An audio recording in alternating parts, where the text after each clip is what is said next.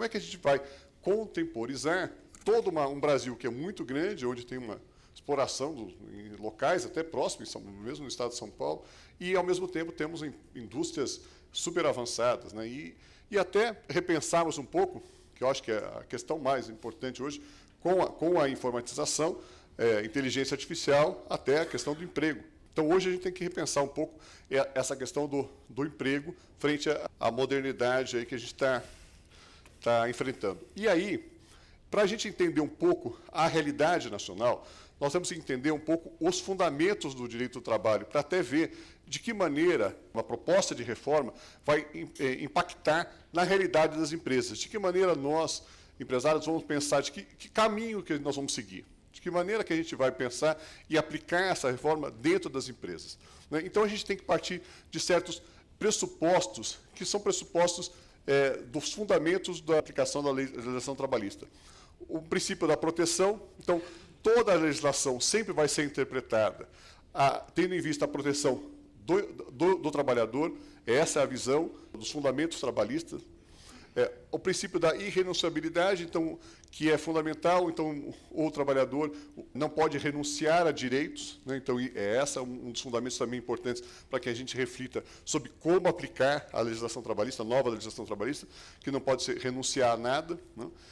O princípio da continuidade, então, contrato de trabalho é um contrato de trabalho contínuo, então ele tem uma permanência, uma perenidade dentro das relações, e como é que a gente vai aplicar isso no tempo, né? Como é que a gente vai aplicar nesses contratos que já existentes, né? E a outra questão é o princípio da primazia da realidade. Sempre vai ser aplicada a legislação dentro da realidade que nós vivemos, né?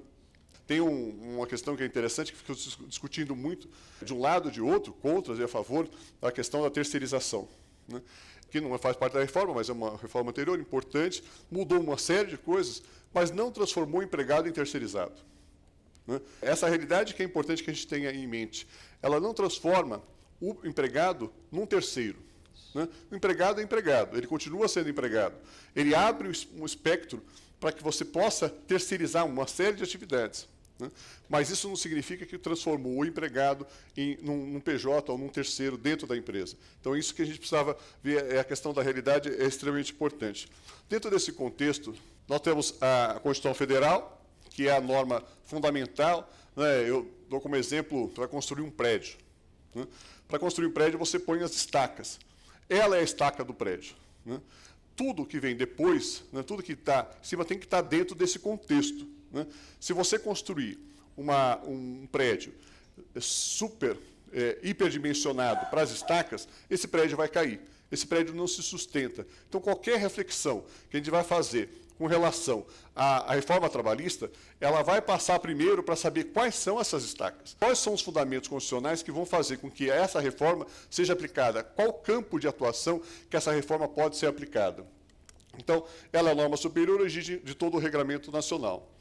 Uma outra questão é a legislação ordinária, ou seja, onde está colocada a reforma. A reforma não foi feita na Constituição, por isso que a reforma, estava colocando a reforma previdenciária. Porque a reforma previdenciária tem que ser feita na Constituição, para que mude os direitos, né, para que haja um rompimento, né, quando você faz uma reforma constitucional, né, o Supremo Tribunal entende que não há um direito adquirido, né, então se reforma e aí você muda as situações pré-existentes. Na legislação ordinária não pode mudar as situações pré-existentes, né, porque está dentro desse sistema constitucional. A reforma previdenciária tem que mudar a Constituição, a reforma trabalhista não mudou a Constituição. Simplesmente mudou a CLT, inserindo alguns temas importantes dentro da CLT.